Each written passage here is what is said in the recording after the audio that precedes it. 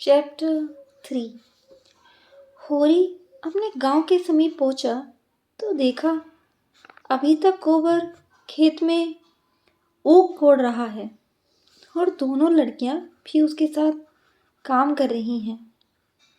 लू चल रही थी, बगुले उठ रहे थे, भूतल मानो धधक रहा था, जैसे प्रकृति ने वायु में आग घोल दी हो। ये सब अभी तक खेत में क्यों हैं? क्या काम के पीछे सब जान देने पर तुले हुए हैं? वह खेत की ओर चला और दूर से ही चिल्लाकर बोला, आता क्यों नहीं गोबर? क्या काम ही करता रहेगा? दोपहर ढल गई, कुछ सोचता है कि नहीं? उसे देखते ही तीनों ने कुदालें उठा ली और उसके साथ हो लिए। गोबर सांवला, लंबा, एक हैरा युवक था जिसे इस काम में रुचि ना मालूम होती थी। प्रसन्नता की जगह मुख पर असंतोष और विद्रोह था, जिसे वह इसलिए काम में लगा हुआ था कि वह दिखाना चाहता था कि उसे खाने पीने की कोई फिक्र नहीं है। बड़ी लड़की सोना लज्जाशील कुमारी थी, सांवली, सुडौल, प्रसन्न और चपल।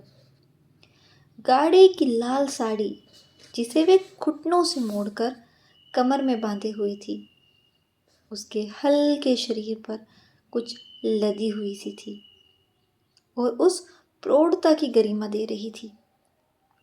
छोटी रूपा 5-6 साल की छोकरी थी, मैली, सिर पर बालों का एक घोंसला सा बना हुआ, एक लंगोटी कमर में बांधे, बहुत ही ढीठ और रोनी। रूपा ने होरी की टांगों में लिपट कर कहा, काका देखो, मैंने एक ठेला भी नहीं छोड़ा। बहन कहती है जब पेड़ तले बैठ।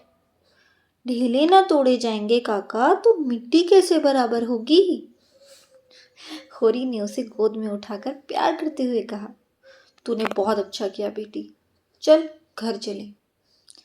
कुछ देर अपने विद्रोह को दबाए रहने के बाद गोबर बोला, ये तुम रोज रोज मालिकों की खुशामद करने क्यों जाते हो? बाकी ना चुके तो प्यादा आकर गालियां सुनाता है, बेगार देनी ही पड़ती है। नजर नजराना सब तो हमसे भराया जाता है, फिर किसी की गुलामी क्यों करो? इसी समय यही भाव होरी के मन में भी आ रहे थे, लेकिन लड़के के इस विद्रोह भाव को दबाना जरूरी था। बोला, सलामी करने जाएं तो रहे कहाँ? भगवान ने जब गुलाम बना दिया तो अपना क्या बस है? ये इसी गुलाम सलामी की बरकत है कि द्वार पर मडैया डाल ली और किसी ने कुछ नहीं कहा।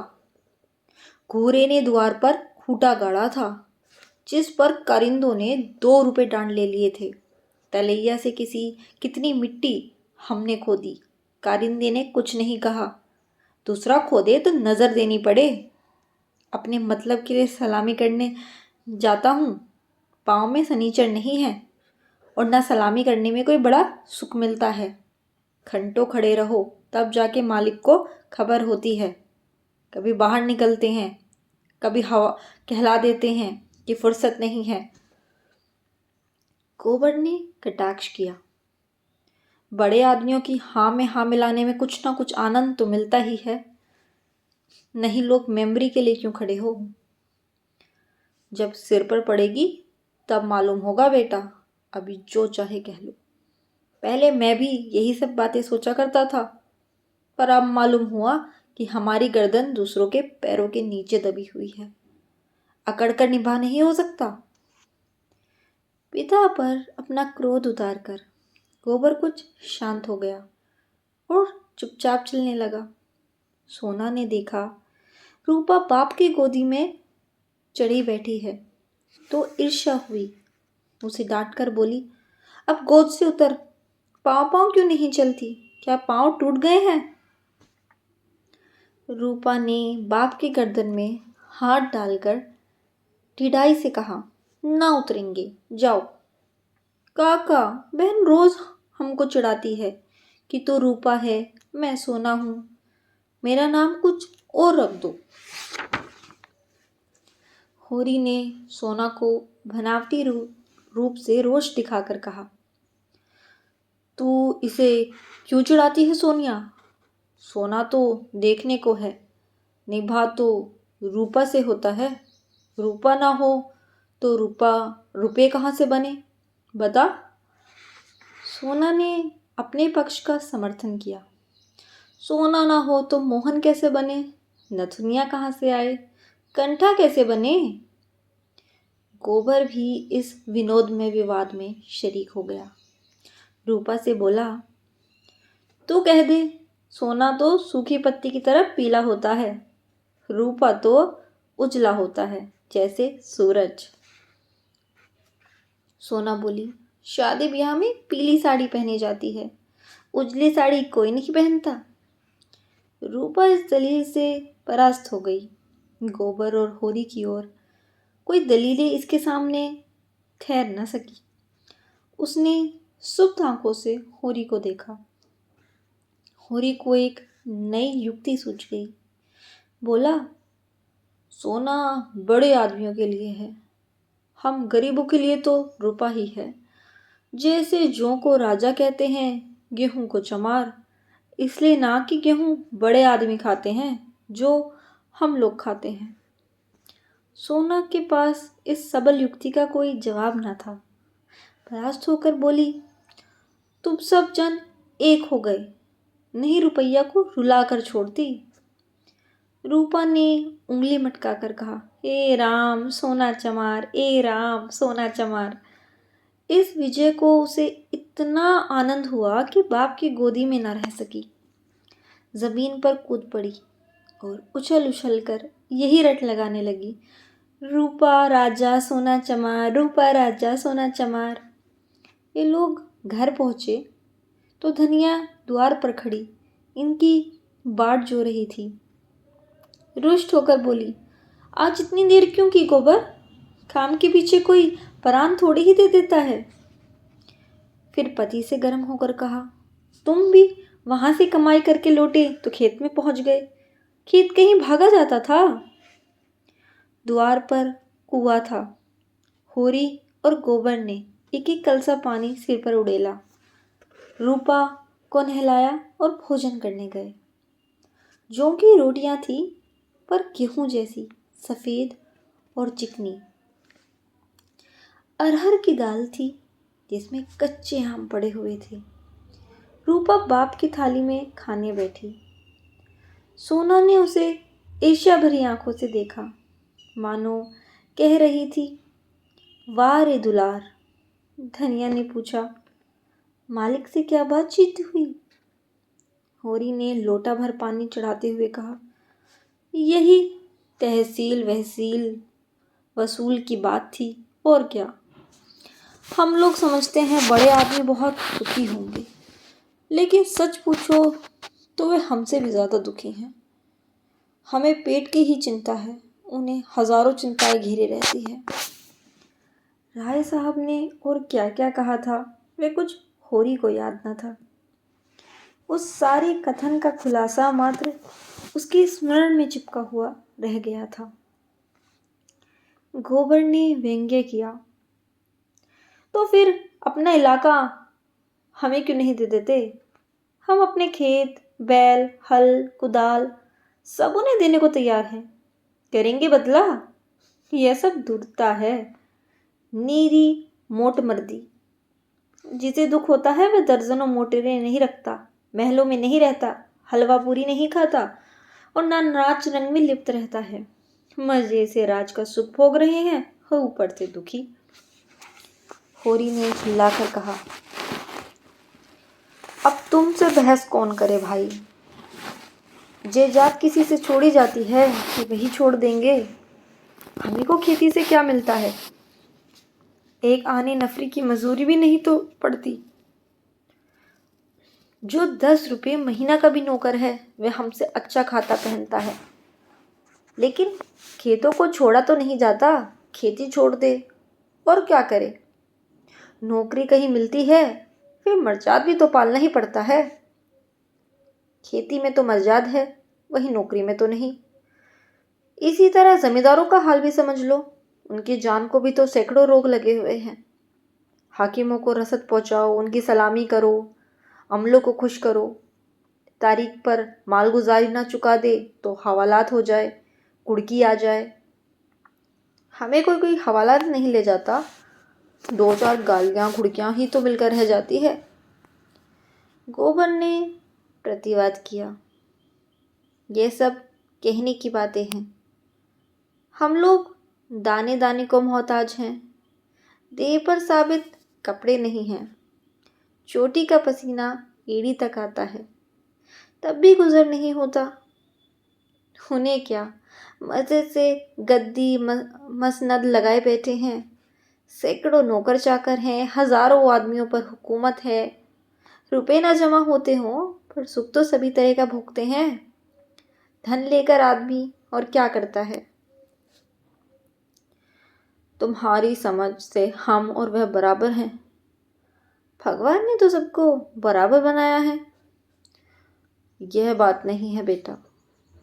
छोटे बड़े भगवान के घर से बनकर आते हैं। संपत्ति बड़ी तपस्या से मिलती है। उन्होंने पूरे जन्म में जैसे कार्य किए हैं उसका आनंद भोग रहे हैं। हमने कुछ नहीं संचा तो भोगे क्या। ये सब मन को समझाने की बातें हैं। भगवान सबको बराबर बनाते हैं। यहाँ जिसके हाथ में लाठी है वह गरीबों को कुचलकर बड़ा आदमी बन जाता है। यह तुम्हारा भ्रम है। मालिक आज भी 4 घंटे रोज भगवान का भजन करते हैं। किसी बल पर यह भजन भाव और दान धर्म होता है। अपने बल पर नहीं, किसानों के बल पर और मजदूरों के बल पर। ये पाप का धन बचे कैसे। इसलिए धर्म दान करना पड़ता है। भगवान का भजन भी इसलिए होता है। भूखे नंगे रहकर भगवान का भजन करें तो हम भी देखें। हमें कोई 2 जून खाने को दे तो हम 8 पैर भगवान की जप ही करते रहे। एक दिन खेत में मूंग गोड़ना पड़े तो सारी भक्ति भूल जाएं। होरी ने कहा, अब तुम्हारे मुंह कौन लगे भाई। तुम तो भगवान की लीला में भी टांग अड़ाते हो। तीसरे पहर गोबर कुदाल लेकर चला तो होरी ने कहा, जरा ठहर जाओ बेटा, हम भी चलते हैं। जब तक थोड़ा सा भूसा निकाल कर रख दो, मैंने भोला को देने को कहा है। बेचारा आजकल बहुत तंग है। गोबर ने अवज्ञा भरी आंखों से देखकर कहा, हमारे पास बेचने को भूसा नहीं है। बेचता नहीं हूँ भाई, यूं ही दे रहा हूँ। वह संकट में है, उसकी मदद तो करनी ही पड़ेगी। हमें तो उन्होंने कभी एक गाय नहीं दी। दे रहा था पर हमने ली ही नहीं। धनिया मटक कर बोली, गाय नहीं, वह दे रहा था, इन्हें गाय दे देगा। आंख में अंजन लगाने को कभी चुल्लू भर दूध तो भेजा नहीं, गाय देगा। होरी ने कसम खाई, नहीं, जवानी कसम, अपनी पछाए गाय दे रहा था। हाथ तंग है, फूसा चारा नहीं रख सके। अब एक गाय बेचकर फूसा लेना चाहते हैं। मैंने सोचा संकट में पड़े आदमी की गाय क्या लूँगा, थोड़ा सा भूसा ही दिए देता हूँ, कुछ रुपए हाथ आ जाएंगे तो गाय ले लूँगा। थोड़ा थोड़ा करके चुका दूँगा। 80 रुपए की है, मगर ऐसी कि आदमी देखता रहे। गोबर ने आड़े हाथों लिया, तुम्हारी यही धर्मात्मापन तो हमारी दुर्गत करा रहा है। साफ साफ तो बात है, 80 रुपए की गाय है, हमसे 20 रुपए का भूसा ले ले और गाय हमें दे दे। 60 रुपए रह जाएंगे, हम धीरे धीरे दे देंगे। होरी रहस्यमय ढंग से मुस्कुराया, मैंने ऐसी चाल सोची है कि गाय सेंत मेंत में हाथ आ जाए। कहीं भोला की सगाई ठीक करनी है, बस 2-4 मन भूसा तो खाली अपना रंग जमाने को देता हूँ। गोबर ने तिरस्कार किया, तो तुम अब सबकी सगाई ठीक करते फिरोगे। धनिया ने तीखी आंखों से देखा। अब यही एक उद्यम तो रह गया है। नहीं देना है हमें भूसा किसी को, या भोला भाली किसी का कर्ज नहीं खाया है। होरी ने अपनी सफाई दी। अगर मेरे जतन से किसी का घर बस जाए तो इसमें कौन सी बुराई है। गोबर ने चिलम उठाई और आग लेने चला गया। उसे यह झमेला बिल्कुल नहीं भाता था। धनिया ने सिर हिलाकर कहा, जो उनका घर बसाएगा वह 80 रुपए की गाय लेकर चुप न होगा, एक थैली गिनवाएगा। होरी ने पुचारा दिया, यह मैं जानता हूं, लेकिन उनकी भलमनसी को भी तो देखो। मुझसे जब मिलता है तेरा बखान ही करता है। ऐसी लक्ष्मी है, ऐसी सलीकेदार है। धनिया के मुख पर स्निग्धता झलक पड़ी। मन भाई मुड़िया हिलाए वाले भाव से बोली, मैं उनके बखान की भूखी नहीं हूं, अपना बखान धरे रहें। होरी ने स्नेह भरी मुस्कान के साथ कहा, मैंने कह दिया भैया, वह नाक पर मक्खी भी नहीं बैठने देती। गालियों से बात करती है, लेकिन वह यही कहे जाए कि औरत नहीं लक्ष्मी है। बात यह है कि उसकी घरवाली जबान की बड़ी तेज थी। बेचारा उसके डर के मारे भागा भागा फिरता था। कहता था, जिस दिन तुम्हारी घरवाली का मुंह सवेरे देख लेता हूं, उस दिन कुछ ना कुछ जरूर हाथ लगता है। मैंने कहा, तुम्हारे हाथ लगता होगा, यहाँ तो रोज देखते हैं, कभी पैसे से भेंट नहीं होती। तुम्हारे भाग ही खोटे हैं, तो मैं क्या करूं। लगा अपनी घरवाली की बुराई करने।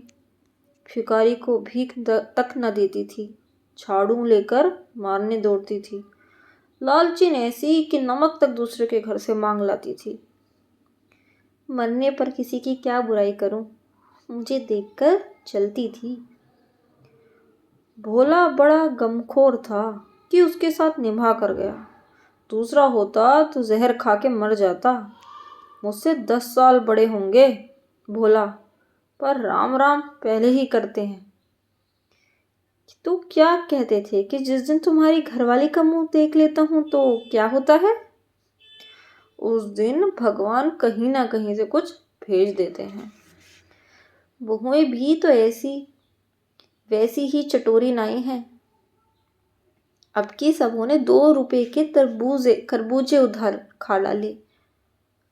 उधार मिल जाए फिर उन्हें चिंता नहीं होती कि देना पड़ेगा या नहीं। अरे भोला रोता काहे को है। गोबर आकर बोला, भोला दादा आ गए, मन दो मन भूसा है, वह उन्हें दे दो, फिर उनकी सगाई ढूंढने निकलो। धनिया ने समझाया, आदमी द्वार पर बैठा है, उसके लिए खाट वाट तो डाल नहीं दी, ऊपर से लगे भुनभुनाने। कुछ तो भलमनसी सीखो। कलसा ले आओ, पानी भर कर रख दो, हाथ मुंह धोए, कुछ रस पानी पिला दो। मुसीबत में ही आदमी दूसरे के सामने हाथ फैलाता है। होरी बोला, रस वस का काम नहीं है, कौन कोई पाहुने हैं। धनिया बिगड़ी, पाहुने और कैसे होते हैं।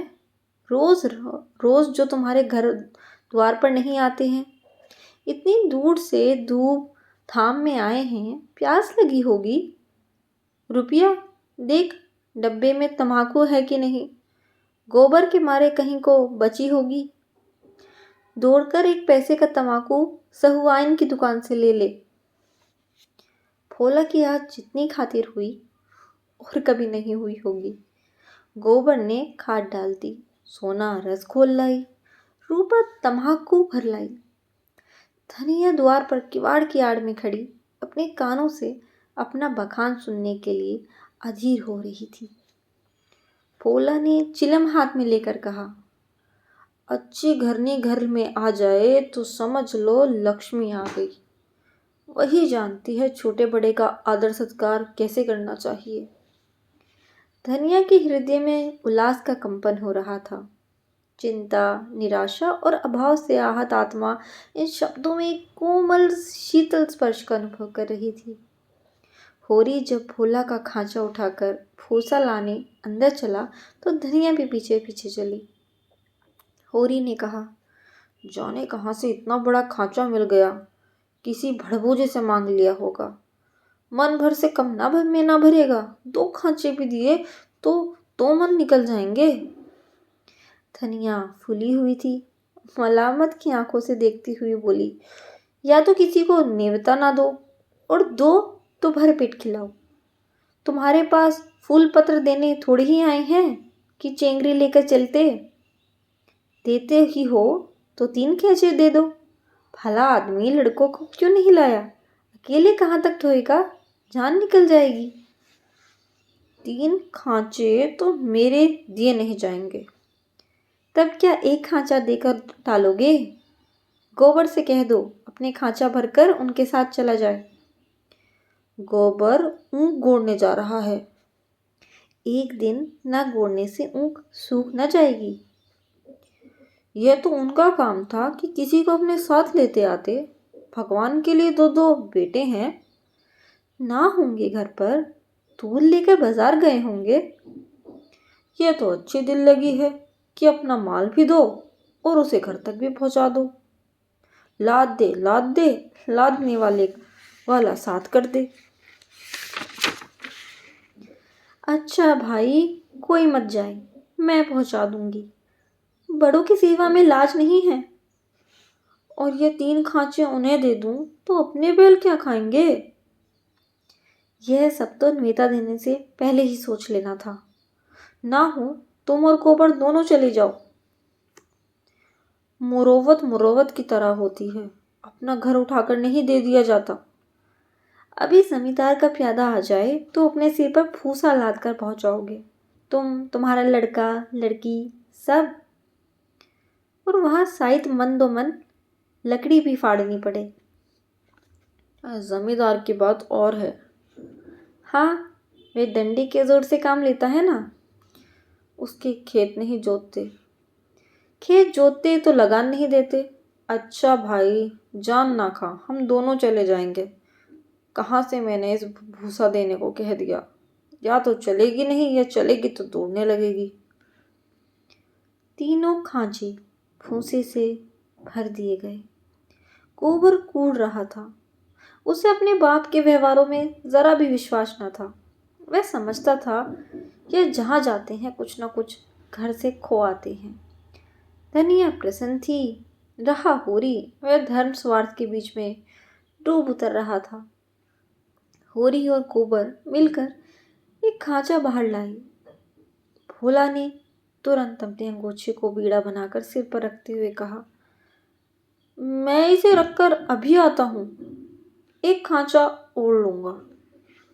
होरी बोला, एक नहीं, अभी 2 धरे हैं, और तुम्हें ना आना पड़ेगा। मैं और गोबर एक एक खांचा लेकर तुम्हारे साथ ही चलते हैं। भोला स्तंभित हो गया। होरी उसे अपने भाई, बल्कि उससे भी निकट जान पड़ा। उसे अपने भीतर एक ऐसी तृप्ति का अनुभव हुआ जिसने मानो उसके संपूर्ण जीवन को हरा कर दिया। तीनों भूसा लेकर चले तो राह में बातें होने लगी। भोला ने पूछा, दशहरा आ रहा है, मालिक के द्वार पर तो बड़ी धूमधाम होगी। हाँ, तंबू शामियाना पड़ गया है। अब की लीला में भी काम करूंगा। राय साहब ने कहा है तुम्हें राजा जनक का माली बनना पड़ेगा। मालिक तुमसे बहुत खुश हैं, उनकी दया है। एक क्षण के बाद भोला ने फिर पूछा, सगुन करने के लिए रुपए का कुछ जुगाड़ कर लिया है? माली बन जाने से गला ना छूटेगा। होरी ने मुंह का पसीना पोंछकर कहा, उसी की चिंता तो मार डालती है दादा। अनाज तो सबका सब खलियान में ही तुल गया। जमींदार ने अपना लिया, महाजन ने अपना। मेरे लिए 5 सेर अनार बच रहा है। ये भूसा तो मैंने रातों रात ढोकर छिपा दिया था, नहीं तिनका भी ना बचता। जमींदार तो एक ही है, मगर महाजन 3-3 हैं। सवियाइन अलग और मंगरू अलग, और दादा दीन पंडित अलग। किसी का ब्याज भी न पूरा ना हुआ। जमींदार के भी आधे रुपए बाकी पड़ गए। 125 से फिर उधार लिए तो काम चला। सब तरह किफायत करके देख लिया भैया, कुछ नहीं होता। हमारा जन्म इसलिए हुआ है कि अपने रक्त बहाए और बड़ों का घर भरे। मूल का दुगना सूद भर चुका, फिर मूल ज्यों का त्यों सिर पर सवार है। लोग कहते हैं सर्दी गर्मी में तीरथ बरत में हाथ बांध कर खर्च करो, मुदा रास्ता कोई नहीं दिखता। राय साहब ने बेटे के ब्याह में 20,000 लौटा दिए, उनसे कोई नहीं कुछ कहता। मंगरू ने अपने बाप को कि क्रियाक्रम में 5,000 लगाए, उनसे कोई कुछ नहीं पूछता। वैसे ही मर्जात तो सबकी है। फूला ने करुण भाव से कहा, बड़े आदमियों की बराबरी तुम कैसे कर सकते हो भाई? आदमी तो हम भी हैं। कौन कहता है हम तुम आदमी हैं? हमें आदमियत कहाँ। आदमी वह है जिसके पास धन है, अख्तियार है, झलम है। हम लोग तो बैल हैं और जुतने के लिए पैदा हुए हैं। उसे एक दूसरे को देख नहीं सकता। एका का नाम नहीं है। किसान दूसरे के खेत पर ना चढ़े तो कोई इजाफा कैसे करे? प्रेम तो संसार से उठ गया है। बूढ़ों के लिए अतीत के सुखों और वर्तमान के दुखों और भविष्य के सुरनाश से ज्यादा मनोरंजक और कोई प्रसंग नहीं होता। दोनों मित्र अपने अपने दुखड़े रोते रहे। फूला ने अपने बेटों के करतूत सुनाए, होरी ने अपने भाइयों का रोना रोया। और जब एक कुएं पर बोझ बनकर पानी पीने के लिए बैठ गए, गोबर ने बनिए से लोटा मांगा और पानी खींचने लगा। भोला ने सहृदयता से पूछा, अलगोजे के समय तो तुम्हें बड़ा रंज हुआ होगा। भाइयों को तो तुमने बेटे की तरह पाला था। होरी आर्द्र कंठ से बोला, कुछ ना पूछो दादा, यही जी चाहता था कि कहीं जाके डूब मरूं। मेरे जीते जी सब कुछ हो गया। जिनके पीछे अपनी जवानी धूल में मिला दी, वही मेरे मुद्दई हो गई। झगड़े की जड़ क्या थी? यही कि मेरी घरवाली हार में काम करने क्यों नहीं जाती। पूछो, घर देखने वाला भी कोई चाहिए कि नहीं? लेना देना, थरना उठाना, संभालना, सहेजना, ये कौन करे? फिर वे घर में बैठती तो नहीं थी। झाड़ू बुहारू, रसोई, चौका, बर्तन, लड़के की देखभाल, ये कोई थोड़ा काम है? शोभा की औरत घर संभाल लेती है कि हीरा की औरत ये सलीका था? जब से अलगोजा हुआ है, दोनों घरों में एक जून रोटी पकती है। नहीं तो सबको दिन में 4 बार भूख लगती थी। अब खाएं 4 दफे तो देखूं। इस मालिकपन में गोबर की माँ की जो दुर्गति हुई है, वह मैं ही जानता हूँ। बेचारी अपनी देवरानियों के फटे पुराने कपड़े पहनकर दिन काटती थी। खुद भूखी सोई रहेगी, लेकिन बहुओं के लिए जलपान तक का ध्यान रखती थी। वह अपनी देह पर कहने के नाम पर कच्चा धागा भी ना था। देवरानियों के लिए 2-2 4-4 गहने बनवा दिए। सोने के ना सही, चांदी के तो हैं। चलन यही थी कि यह मालिक क्यों है। बहुत अच्छा हुआ कि अलग हो गए। मेरे सर से बला टली।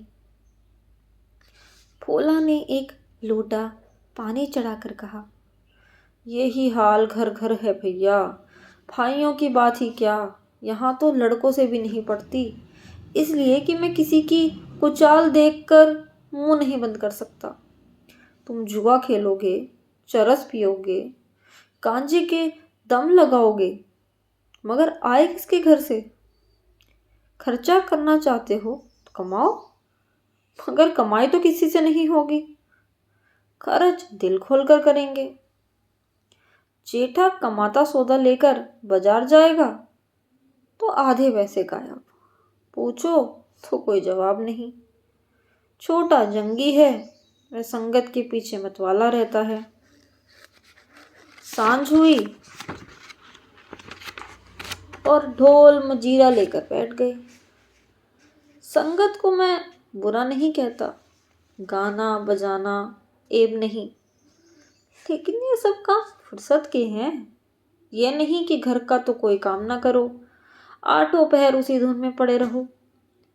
जाती है मेरे में सिर, पानी सानी मैं करूं, गाय भैंस मैं धोऊं, दूध लेकर बाजार मैं जाऊं। ये गृहस्थी जी का जंजाल है, सोने की हंसिया है, जिसे ना उगलते बनता है ना निगलते। लड़की है जुनिया, वह भी नसीब की खोटी। तुम तो उसकी सगाई में आए थे, कितना अच्छा घर वर था। उसका आदमी बंबई में दूध की दुकान करता था। उन दिनों वहां हिंदू मुसलमानों में दंगा हुआ, किसी ने उसके पेट में छुरा भोंक दिया, घर ही चौपट हो गया। वहां उसका निभा नहीं, जाकर लिवा लाया कि दूसरी सगाई कर दूंगा, मगर वह राजी ही नहीं होती। और दोनों भावजें हैं, रात दिन उसे जलाती रहती हैं। घर में महाभारत मचा रहता है।